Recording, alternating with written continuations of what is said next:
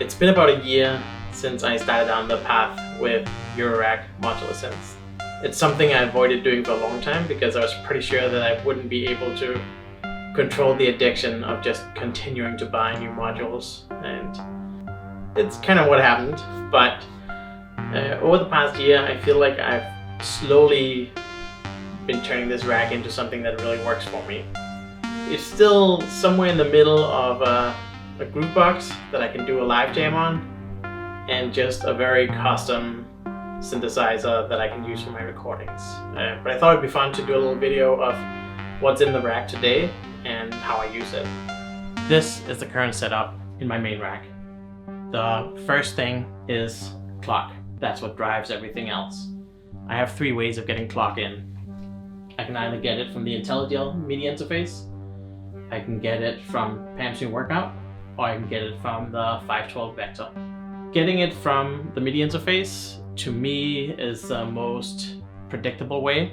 If I get it there from one of my external sources like my DAW or the Electron Digitact, I find that it matches perfectly with my DAW, and that just makes everything a lot easier. But it does mean I need to either use the Digitact or I need to have the DAW running, and sometimes it's nice to just be purely in the eurorack.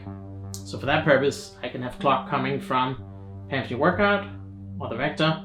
Pam's is nice, it has no drift, it's very stable, but I do find that the clock does not match perfectly with my DAW, which means if I have it set to, say, 124 BPM in my DAW, that will match maybe 124.025 or something like that. And it's just annoying to have to deal with and to have to fiddle my way to align the two, but it is possible. The Vector is a little closer, still not fully there with my DAW, but it's a little closer, and so for most use cases, that's actually what I end up using. And it's what I have wired up right now. So you'll see I have run and clock going from the Vector into Pam's new workout. What that does is, it basically, when I stop, both of them stop. When I start, both of them start.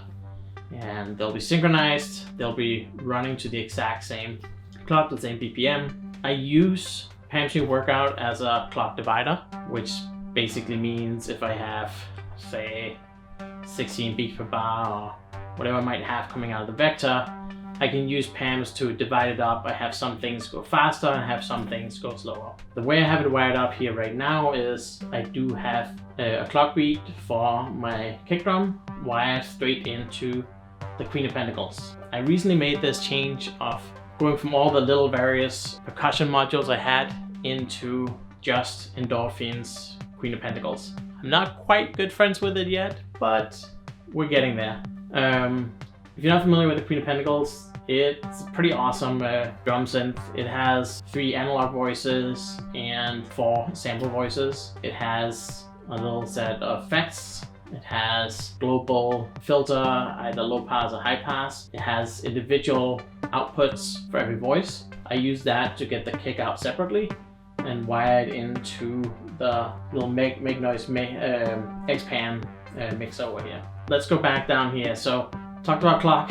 I primarily use Pam's, like I said, for the kick drum, and then I use it to keep other things in sync. It's just a nice way to like propagate that out in the way I want it. So for example, I have a clock from Pam's new workout coming into the Morphagene. So if I want to do something on the Morphagene that works in step with the rhythm, I can do that using that. And by having it go through Pam's new workout, I can choose whether I want to divide it up and have like 1 clock beat per bar, or if I wanted it like thirds, 16ths, 8ths, whatever I want. It also lets me offset things a little. One of the nice things about Pam's is you can offset the individual signals. You can do various things to add groove to it. I also have the clock from Pam's going down to the Mimeophon, and that just lets me keep the delay in the Mimeophon synced to the clock. That makes it really easy to do things like have it sync up to thirds or something like that. I am also driving this little set of sequences called running order from Endorphins from Pam's. That's mostly just a convenience thing in that I only have 1 clock out from the Vector. I could send that to a mult and then wire that into it, but I just had it right up to PAMs. It allows me all that utility I just talked about. So running order is a fun little simple step sequencer from Endorphins. It's also a relatively new module to my rack, so I'm not fully familiar with it yet. But one of the easy things you can do is you can just flick a little switch here. Say I want to change, say, this sequence on the one side, switch it over, it turns red, and then I can program a new sequence using the two buttons as step or rest. So if I want to go beat, pause, pause, beat, pause, and then flick it back over to the middle, then that's now what's running. Super easy to use. It has some nice functionality such as its own little clock divider, which means I can align those beats to what's coming in. I find that that's really fun to play with as a performance tool, especially with small percussion noises that aren't like dominant or really driving the beat. The other nice thing about running order is that it'll pass on clock to the next module. So in this case where I have two running orders, one passes on clock to the next. It just makes it convenient and easy. So this in total gives me 4 little sequences I can play with there. Running order does also have the ability to use Euclidean Rhythms. I used to drive all my percussion from the Euclidean Circuits module, which is a super fun module, but I found that it just kept adding limits, and it kept making it really hard for me to do the things I wanted. So it's more fun to play with than it was to make music with. Here I have both options, so I'm excited to start playing with that. Again, all of these you can see here are wired up to the individual voices in Queen of Pentacles. Outputs from Queen of Pentacles, I have one that goes straight into the mixer just so that I can have the bass drum without any effects, and I can adjust the volume of it separately. You do have volumes here for every single voice though. And then the main output also goes into my mixer here. The mixer I'm using, the Mix Noise XPan, is kind of a fun, weird little mixer. It has one stereo input, which I'm grabbing from the Mimeophon. I'm not fully sure what I want or need to be in stereo and what can be mono in my rack yet. It's a little bit almost accidental, but the Mimeophon does have such a nice stereo separation that it would almost be a shame to pull that out as mono. So that's what's going into the stereo. And then it has 4 mono inputs, each of them wired up with this little, it's almost like a DJ mixer. You have the 2 inputs, and then you have control that blends between them. So I can have either both things in, or I can have just one in. And then finally I have a pan, and I have 2 sets of these, and then I can choose how to mix that in with the main stereo signal. Stereo signal heads out and into Endorphins Golden Master. That's another module that's new to my rack. It is essentially, it's an end of chain effects processing unit that does compression, but multiband, and it does EQ, and it does control of the stereo field. So what I use that for is I can add some compression on the mid or low to make something that's more like a really driving hard beat, or if I want it softened up. I use the stereo field control to make the bass fully mono, just because otherwise things do get kind of muddy here and kind of swampy in the whole mix. That really helped me a lot. And then finally the EQ just lets me drive low, mid, and high bands, and just lets me adjust the output, especially if I'm recording something as a full mix and I don't want to do too much to it. So my mixer goes into that, the output of that goes straight into the little Intellijel line out. That's the general layout. As I said, the Vector is my main mixer. Right now I have it hooked up to Deckards Voice, which is a really fun and weird module. It sounds absolutely beautiful. The way it reacts to the velocity input is amazing, but it's also based on the old Yamaha CS80, which is such an old synth that the names for everything is very different than what you're used to from a modern synth. So don't expect things to be named the same way. Like you'll have things like Brilliance. That's one of the other weirdness. Another weirdness is that a lot of these sliders down here, for example, I pull this slider up to add volume. Up here, I pull sliders down, and like it's a very inconsistent interface that you just have to learn. But once you give yourself time to play with it, it can do some really beautiful things. I'm finding that where I used to use the System 8810 module for just about everything, now I'm using this for just about everything, and I'm really enjoying the way it sounds. Another thing I have often wired up is the Plunk. It's a little physical modeling synth from Intellijel as well, done in combination with or in collaboration with Applied Acoustic Systems, which is a company that does stuff like that. It's a little bit similar to Mutable Instrument Rings in that it is a physical modeling engine, but it just has really good access to all the parameters, so you can really play around with creating some very, very weird sounds. Very fun to play with, both for percussion and for bass or string sounds. The other voice that I have wired up right now here is the Disting EX from Expert Sleepers. One note about that, if you're looking at that, is that it is not skip friendly.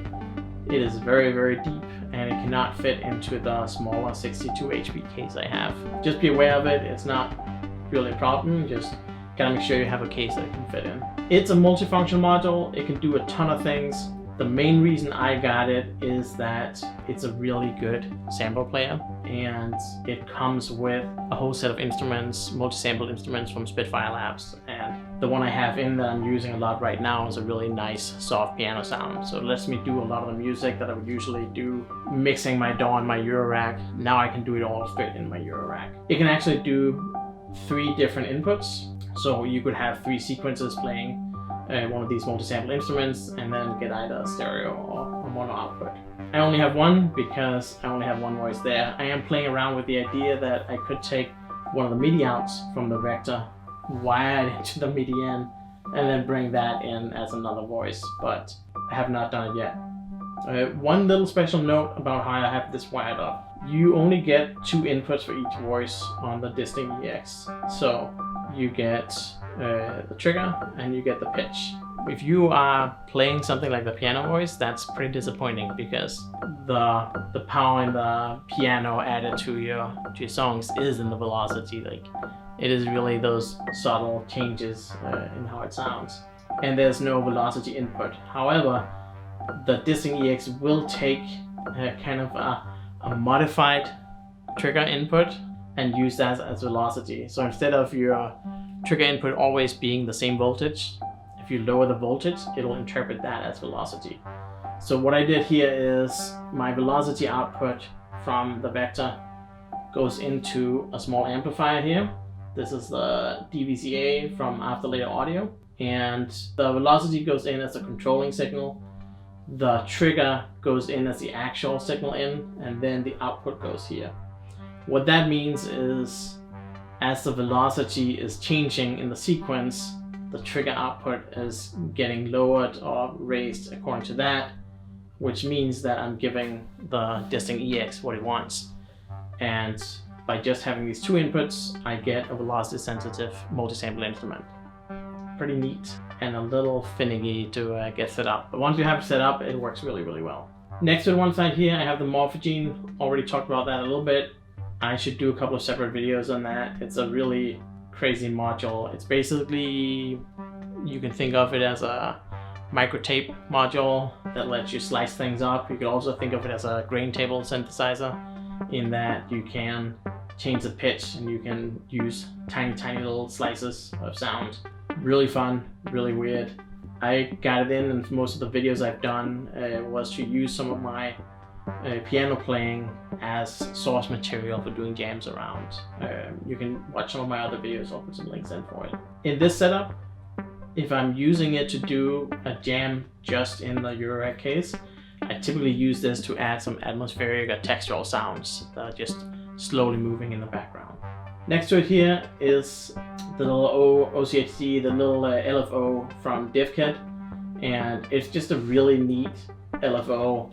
You have a rate up here, you go up and down, and then you have this whole range of outputs, each of them being kind of divisions of the last, and you have on either side here, you have a polarity switch. So it just gives you such an array of outputs that are all related to the same speed in and out. Got that recently, haven't used it a lot, but I'm pretty excited about it. Let's see, finally up here, the last 2 modules, or 3 modules, is I have the Sloth from NonLinearCircuits. It's another interesting LFO. It's a very, very slow moving LFO. If you can see, the little green light there shows the current. I think this one is a matter of minutes for it to take a full revolution. Has 2 outputs. If you imagine that it's an LFO that's slowly spinning, then the two outputs will be on either side of that, so kind of oscillating in the same way that the ones from the DivKid module does. The one thing that makes the Sloth special is it has an input, and feeding something into the input kind of distorts the movement of the rest. And one thing I found really, really interesting and functional here is the Morphe Gene has essentially what is an envelope follower as a CV output. So it's a CV output that follows the amplitude of the signal going out from it. If I wire that up to the Sloth, then the Sloth becomes an LFO that is slow and smooth when there's nothing really coming out from the Morphe Gene, and the more aggressive the material coming out from the Morphe Gene, the more unpredictable the Sloth is. It's a really fun thing to use in a larger composition. Next to that, I have the Pique, which is another after later audio module. It's also based on a mutable instruments. I forget what the actual original module is, but I'll put that in the notes. This can be either an envelope or an LFO, or it can be a simple little drum synth. I use it a lot to just add a simple envelope to some of these things. So I might want to put an envelope on the Morphe Gene, send it through the amp here, and just instead of having continuous sound coming out from it, I can get things in more of like a synced manner. The other thing I like is I have this last module over here, which is the Util Module from Intellijel, and it has some nice things such as a sample and hold. It has its own little clock, though you can't really control it that well. And then it has pink and white noise. And so what I like to do is sometimes feed the pink and white noise through the amp, use the envelope, and use that as a simple little piece of percussion. That's pretty much it. That's the full setup. Everything goes into the Intellijel out. I have two cables going out here, and they feed into either a little Tascam recorder if I don't want my computer online, or they feed into the audio fuse interface if I want my computer to be attached to it. I hope this was useful. I'll try to do more of these when I change things around, especially when I discover things that don't work and I find new solutions for it. Let me know in the comments if there's anything you want to see, anything you want me to go deeper on, any other questions. Thanks for watching.